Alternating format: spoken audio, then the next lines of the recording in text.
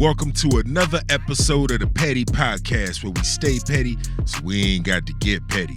I'm your host with the most, DJ Frett, and for those who don't know, here on the Petty Podcast, we got people from all over the world calling in to tell their petty revenge stories.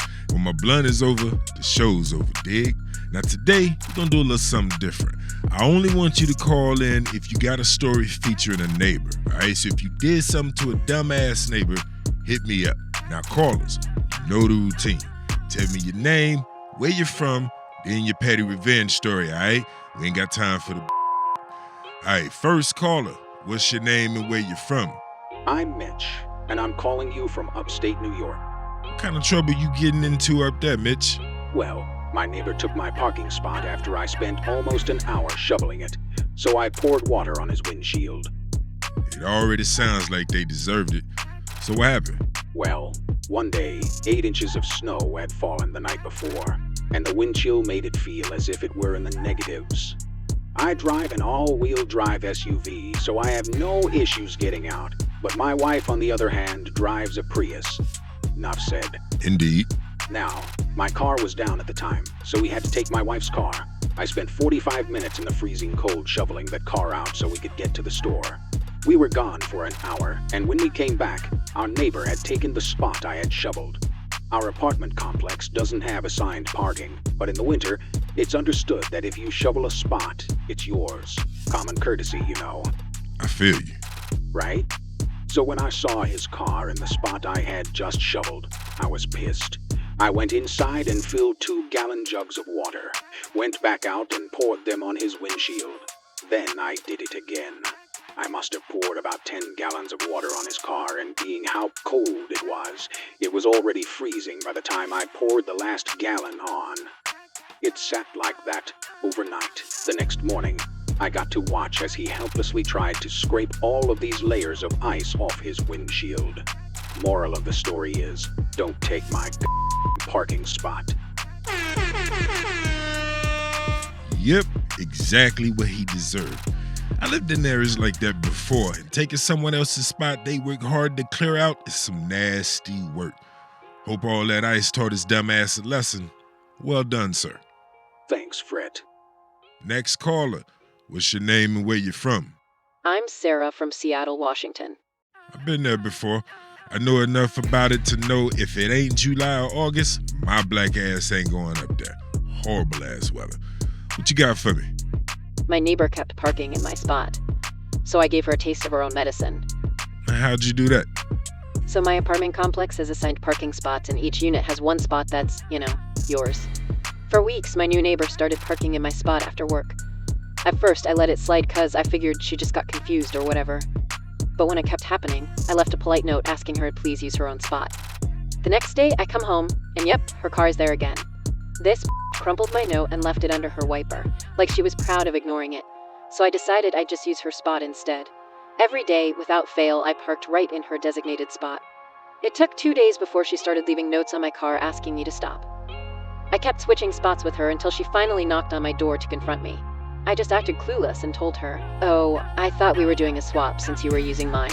She sputtered out some excuse, but she finally stopped. Now, every time I pull into my spot and see her car not there, it's a tiny little win. I like it. Short but sweet. Sometimes you gotta let them realize how stupid they are. Very nice, man. Thanks, Frett. Next caller, what's your name and where you're from? I'm Mike, calling from Arizona. What you got for me, Mike? So, I'm on my balcony in an apartment doing a 10-minute craft project, and my downstairs neighbor storms out 2 minutes into me, doing some light hammering at 6 p.m. to yell obscenities, threaten to beat my ass, and end with threatening to call cops. Oh, the dreaded Karen. Yup.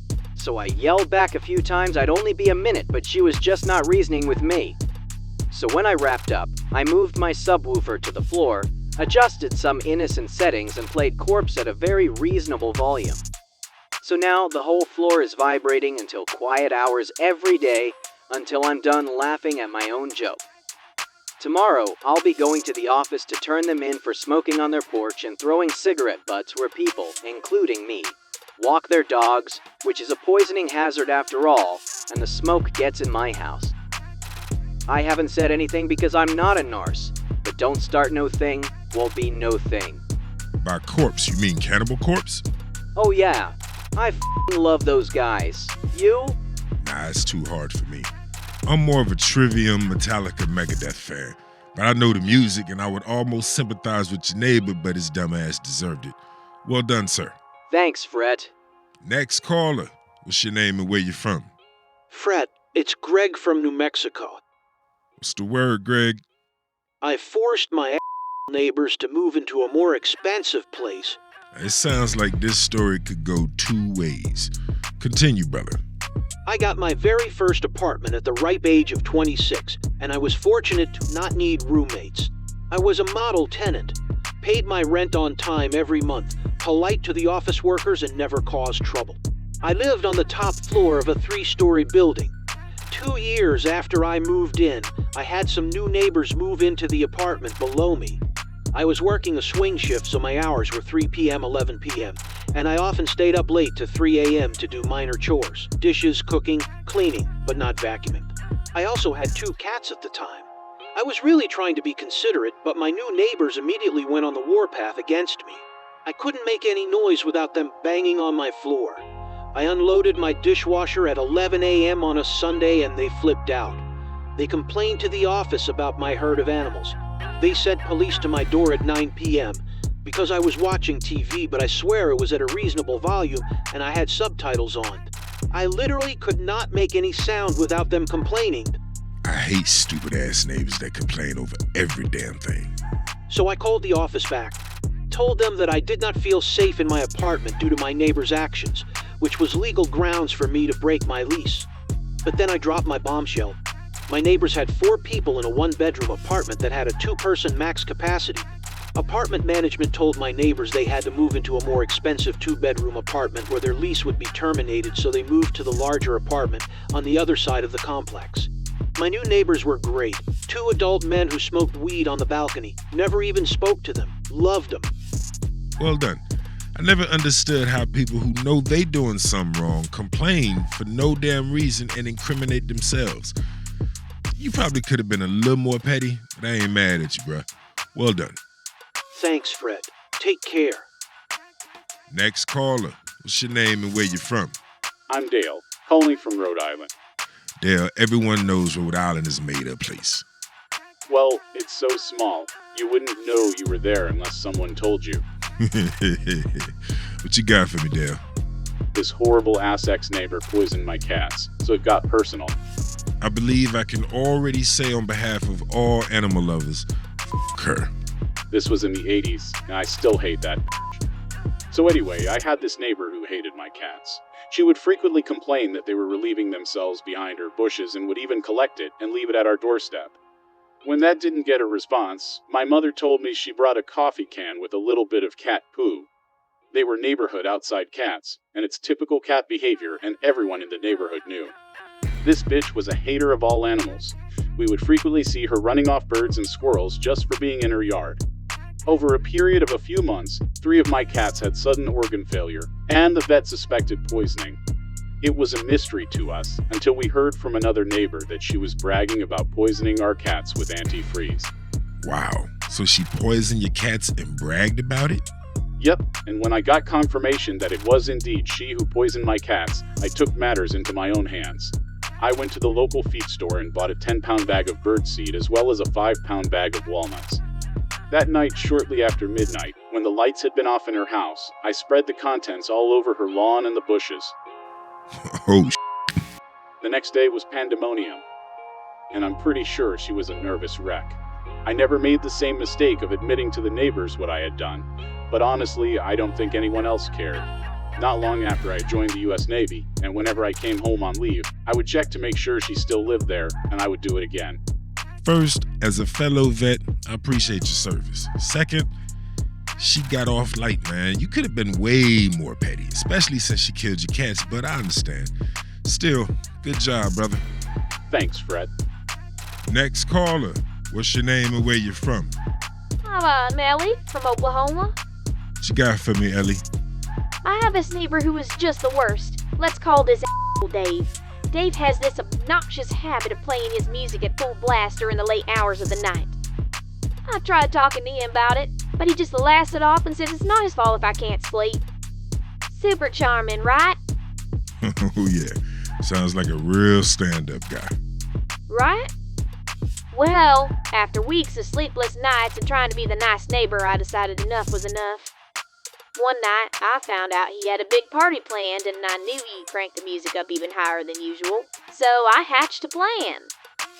I waited until the party was in full swing, and I set up my phone to stream the loudest, most annoying sounds I could find. Think sirens, baby cries, and an air horn sound effect. I connected it to my portable speaker and started blasting it at full volume right outside his window. Frett, I'm telling you, the look on his face when he realized it was me, and not the party music, was priceless. He ran out to confront me, but I just smiled and said, "Sorry, Dave. Can't sleep with all this noise." His friends were cracking up, and he ended up having to ask his guests to leave early because he was so embarrassed.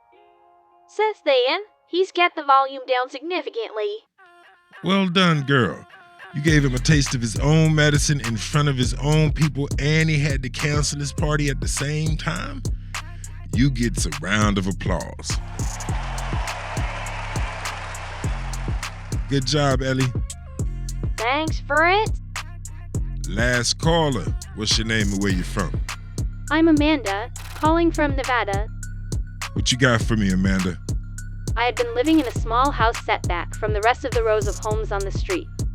The lady in front to the right of me hated me, my boyfriend, my dog, and everything about us because she wanted the property for herself.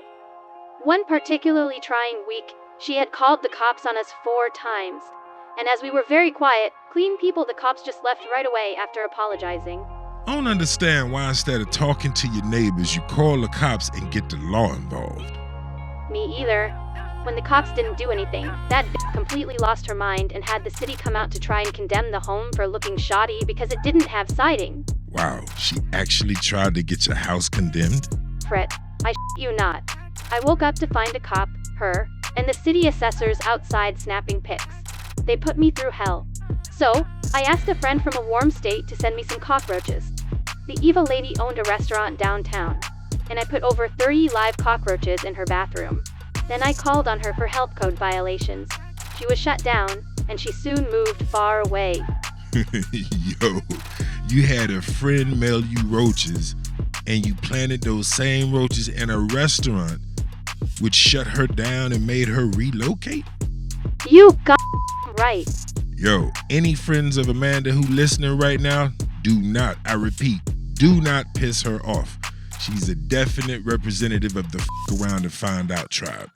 Shout out to you, Amanda. Definitely the pettiest call of the show. Thanks, Frett. And it looks like I'm finished with my blunt, which means that's the end of the day's show. Make sure to leave a like and hit the subscribe button if you like what you heard, all right? It only takes a second, but it really helps to keep the lights on in this motherfucker. And if there's a story you want to share about your own petty revenge story, drop a comment down below and let me know, all right? Until next time, y'all, be easy.